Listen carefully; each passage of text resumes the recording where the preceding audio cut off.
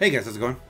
DUJ2 here, and welcome back to Fortnite Save the World and news. So, not this news, but we just got 20 minutes ago, less than, I don't know, very short time ago.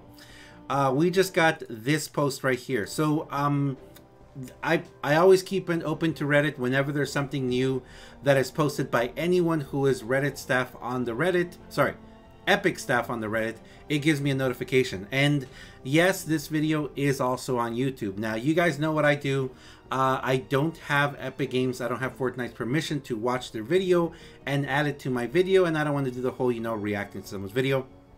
But of course, I will leave a link down below. You guys can go check it out. You guys can go find out what they're talking about. But I do want to talk about this. I do want to talk about what they talked in here. So, if you haven't seen the video yet, pause this video right now, go check out their video, and then come back and we can kind of, break it down. Because right now I'm going to start talking about their video. So, you good? You good? All right, let's keep going.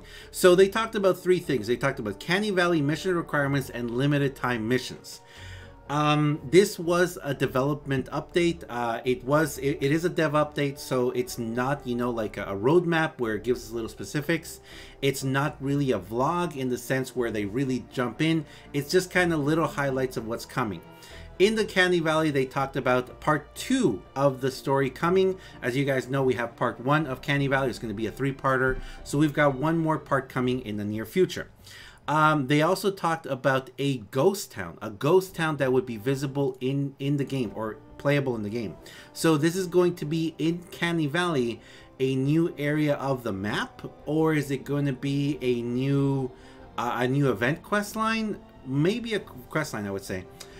In the ghost town, we're going to also have more backstory on Ray. Very nice.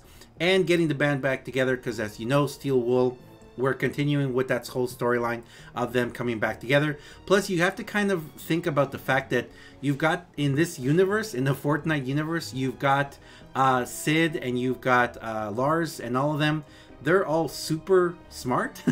They're like scientists who have an amazing rock band. It's interesting universe, but it also kind of feels like, I kind of feel like we're going to figure out that, they have more connections with Dr. Vinderman than we know about. It's really interesting. Their whole concept is really interesting. I like it. But the important thing is that they said that voice recording is starting soon. So what does that mean? Oh man. Okay. Okay. This is kind of crazy. I think what that means is that they may have only, they may have already worked on a lot of the what's it called? I think they may have worked already on a lot of the gameplay and everything, but they don't have the actual voice recording yet. So like Ray's part and all the other people. Plus, so I don't know how long that takes in a game like this. They said there that it's going to be coming out sometime next month. Right now we're in October, sometime in November, and they haven't even started voice recording yet. I don't know how long that takes in a game like this. That's hopefully. I hope that we will be getting this part 2 storyline in next month, because that's pretty big. That does mean that they are progressing with the game. They are working hard on developing it, etc., etc., etc. That's a lot. That's a lot, but it's pretty cool. That's pretty cool. Okay.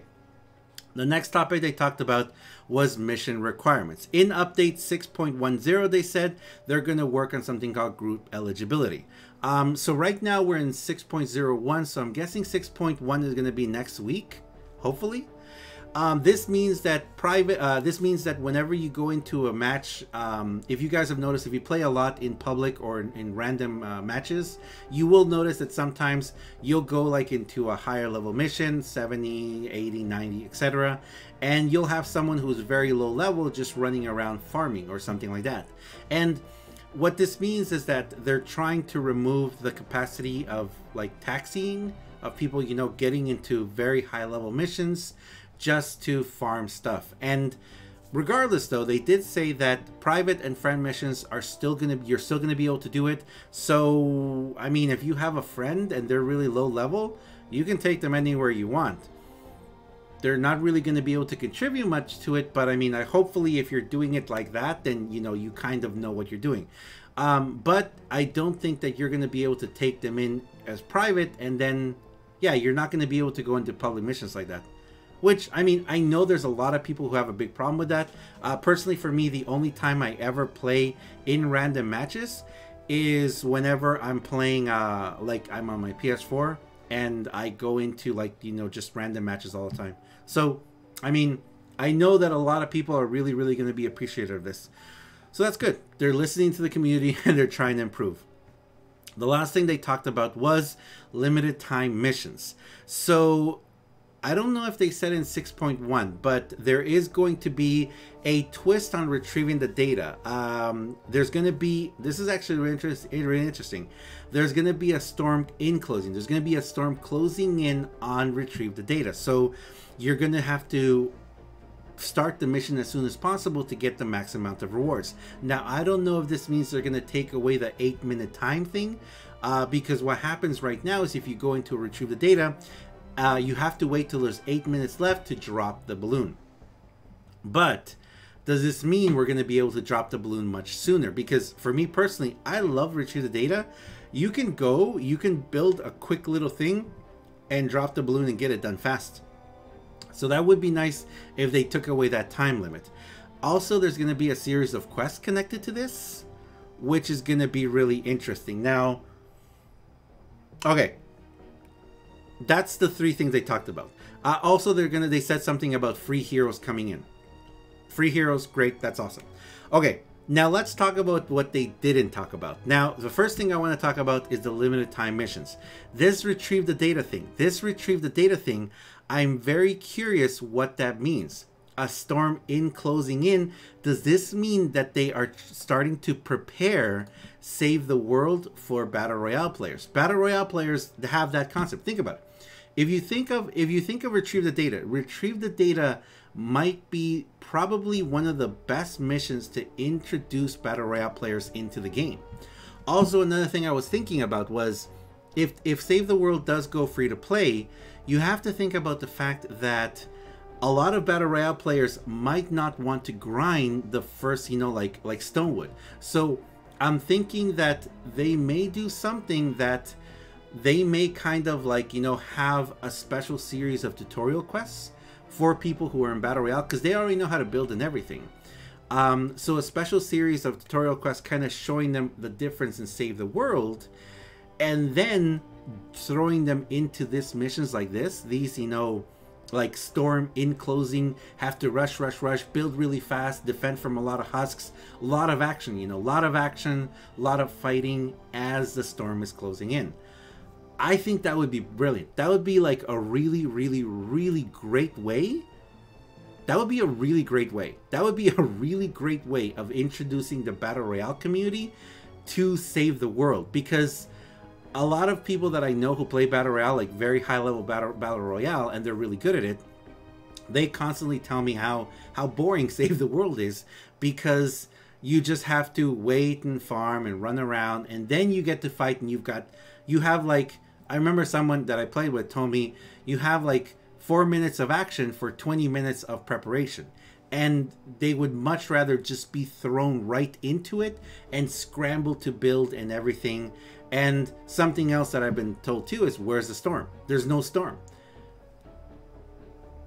Storm in closing on a mission like that might be a really good way of preparing or having an introduction for Battle Royale players to Save the World. So that would be really good. That would be really good. Okay, the last thing I want to talk about is, again, the one thing they didn't talk about, and some people in chat have noticed this already, no Fortnitemares. There was no Fortnitemares talk. We have talk about Canny Valley next month. We have talk about, you know, something coming in 6.1, a couple different things that are going to be happening, but no Fortnitemares information. I don't know. I don't know if this means that They are not going to do Fortnitemares this month. I think they will. I really think they will. A lot of people want it. A lot of people are expecting it. We're already in October, though. We're already chugging along into October. Before we know it, it's going to be, you know, near the end of the month. Are we going to have Fortnitemares just like 1 or 2 weeks? Maybe at the very end of the month? I kind of thought that they were going to do a Fortnitemares Part 2 in all of October. I don't know if... I mean, it would kind of make sense if maybe it's near the end of October and halfway into November. And then maybe halfway through November start another Christmas event all the way until the end of December. I don't know. I don't know. It just feels like the one thing I was waiting for was them to be like, boom, here's Fortnitemares 2. Or dropping something. But they did say something about the free heroes. So is it possible that we're going to have those 3 free heroes are going to be event Fortnitemare heroes?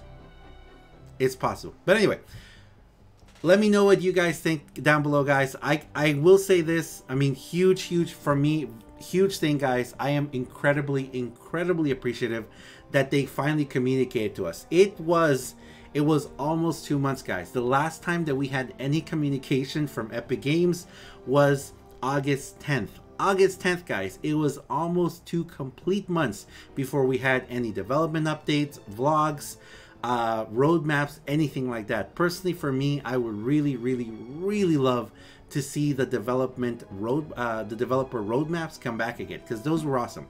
Those were a really great way to just kind of see, okay, you know, weeks into the future, kind of what's going to be happening. So I hope those come back. Regardless, I really hope you guys go check it out. I'm going to have to go through and kind of like pause and look at a lot of stuff because I want to see more. They kind of did show a tiny little bit of that ghost map, sorry, the ghost town, as well as kind of they showed a little bit of the gameplay of the storm closing in event. So I don't know. I think I'm going to be really excited to check it out and see what happens. But anyway, thank you very much for watching, guys. As always, I am DUJ2. Thank you guys. I hope to see you guys really soon. I'm going to be doing a special event tomorrow on my stream. If you guys want to go hang out, it will be really fun. Thanks a lot, guys. I'll see you guys next time. See ya.